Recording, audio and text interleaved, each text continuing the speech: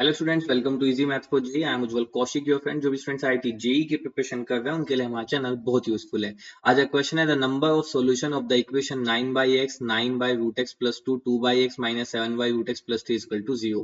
तो देखने में बहुत कॉम्प्लिकेटेड सा क्वेश्चन लग रहा है बट बहुत इजी क्वेश्चन है। आइए समझते हैं कैसे।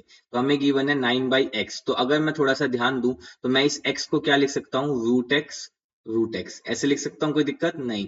9 यहाँ पे आ गया आपका √x, ये आ गया प्लस का 2। इसी तरह से यहाँ पे भी 2/√x -7/√x + 3 this is equal to 0। देखो इससे क्लियरिटी क्या हुई। अब मैं जैसे ही 1/√x को मान लेते हैं अल्फा पुट कर देता हूं, तो उससे क्या होगा, 1/√x को अल्फा पुट करते ही ये बन जाएगा आपका 9 अल्फा इंटू अल्फा, यानी कि अल्फा स्क्वायर -9, और यहाँ पे 1/अल्फा की जगह पे अल्फा प्लस का 2। और इसी तरह से यहाँ पे भी कितना हो जाएगा, 2 अल्फा स्क्वायर माइनस का 7 alpha plus 3 this is equal to 0।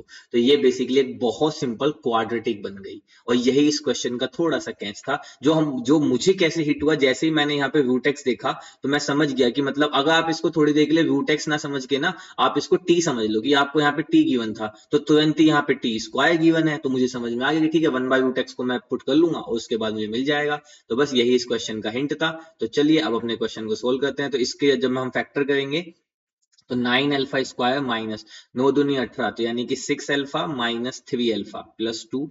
इसी तरह से इसके फैक्टर करेंगे, 3 दूनी 6, तो 2 alpha square minus 6 alpha minus alpha plus 3 equal to 0।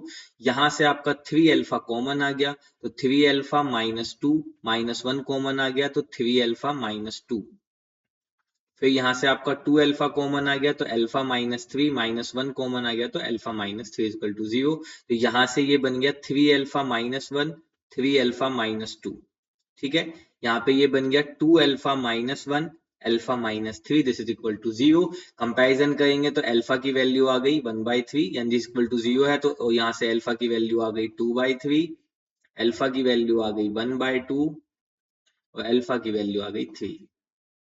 अब हमें किसके लिए चाहिए था, 1/√x के लिए। तो मैं अगर इसको थोड़ा सा सोल्व करूं अल्फा की टर्म्स में, अगर मैं दोनों साइड यहाँ पे क्या करता हूँ, इसको 1/अल्फा इज इक्वल टू √x कह देता हूँ। ठीक है, अब मुझे तो सोल्यूशन चाहिए था। सोल्यूशन मतलब मुझे वो सब x की वैल्यू चाहिए जो इसको सेटिस्फाई करे। तो x की वैल्यू फाइंड करने के लिए मैं इसका दोनों साइड स्क्वायर कर देता हूँ, तो 1/अल्फा square this is equal to x।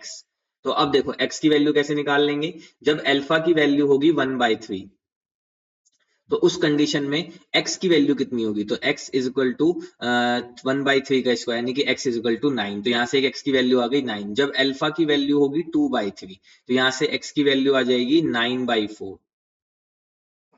ठीक है, तो 9 अब ऐसे ही जब अल्फा की वैल्यू होगी 1/2, तो x की वैल्यू आ जाएगी 4। और जब अल्फा की वैल्यू होगी 3, तो x की वैल्यू आ जाएगी 1/9। तो यहाँ से हमारे पास x की चार वैल्यूज आ गई, 9, 4, 9/4 और 1/9। और ये सब वैल्यूज क्या है जो इसको सेटिस्फाई करेंगी। तो यानी कि टोटल इसके कितने सॉल्यूशन पॉसिबल हैं, 4 सॉल्यूशन पॉसिबल हैं। तो option 2 is our right answer. I hope you are able to understand the video. If you have still doubt you can ask to me into the comment box. Thank you very much. Please subscribe the channel. Be happy.